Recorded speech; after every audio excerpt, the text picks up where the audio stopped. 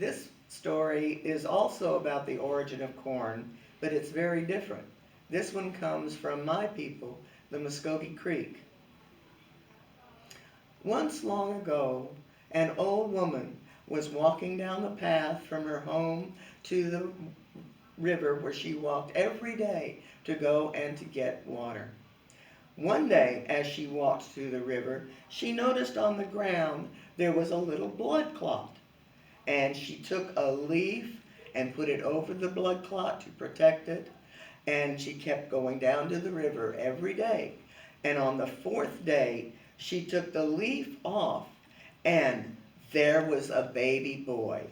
She rejoiced that she had a baby boy in her life because she had been unable to have children herself. So she took the baby boy and raised him as her grandson. The little orphan boy was very happy with his grandmother. And when he was 7, she made him bows and arrows and told him to go out and hunt.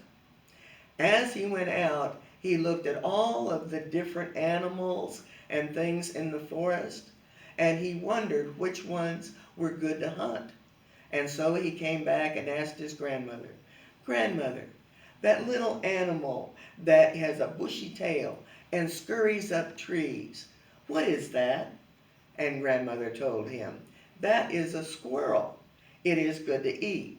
You may shoot it and bring it home and we will eat." And the boy was very happy to help to provide for him and his grandmother. He went out again one day and he came back and said, "Grandmother, what is that big animal with long legs and branches on its head?" Grandmother said, "Ah, that is a deer. They are good to eat. You can kill that and bring it home." And he did. And every day when he would go out, he would come back and ask his grandmother which animals were good to eat. One day he came back and said, "Grandmother, I saw an animal today that was very pretty. It was black and white and had a big stripe up its back and its tail. Is that good to eat?" And grandmother said, "No, no, no, no. Don't kill that one. That's a skunk. Leave that one alone." And the boy always obeyed his grandmother. Then, one day, as they were getting ready to eat, the boy wondered, because every day they had softy and other good food like dumplings and beans, and he wondered where it came from because he didn't see an animal that he could kill that would give them corn and beans. So then one day, he, instead of going hunting, he stayed at home and peeked into the window to see what his grandmother was doing. And his grandmother stood up and stood between two large bowls. Then she scratched her right side, and all kinds of corn came out into the bowl. Then she scratched her left side, and all kinds of beans came out of the bowl, into the bowl. And when little orphan boy saw this, he was amazed, and also he wasn't sure he wanted to eat something that came from his grandmother's body. And so when he came in that night, he wouldn't eat. And grandmother said, "Ah, you have learned my secret. That is okay, because this is what we will do. Soon you will be ready to marry, and you will go over the tall blue mountain and find a village, and there you will find a wife. Until then, we will be able to live here comfortably, because now you know where the food comes from." But what happened the next day was, suddenly, grandmother's nose started gushing blood, and she knew, my time on this earth is over.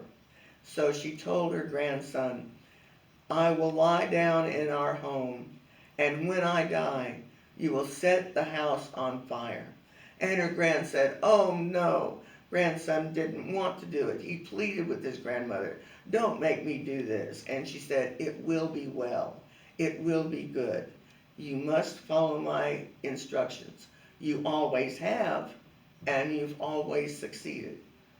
And the orphan boy said, yes, yes, grandmother, I will follow your instructions. And so when grandmother died, the orphan boy put her into the house and set the house on fire. And he mourned and cried for his grandmother because he loved her so. But he also followed her instructions and went over the mountain. There he did find a village, and in that village he did find a wife who brought to him food, and he knew that she was a good wife and a hard-working wife. And so he settled in the village for a short time in order to provide for his wife's family as well as for the village. He was a good provider, but then after a year, he decided it is time to go back to my home as grandmother instructed me to do. So he and his new wife went back over the tall blue mountain. And when he came back to his home, he noticed where the house had burnt down, there was huge crops and plants all over the place of corn and of beans that had grown up together as corn and beans do. And he rejoiced that his grandmother loved him so much that she wanted him and his descendants forever and ever to always have food.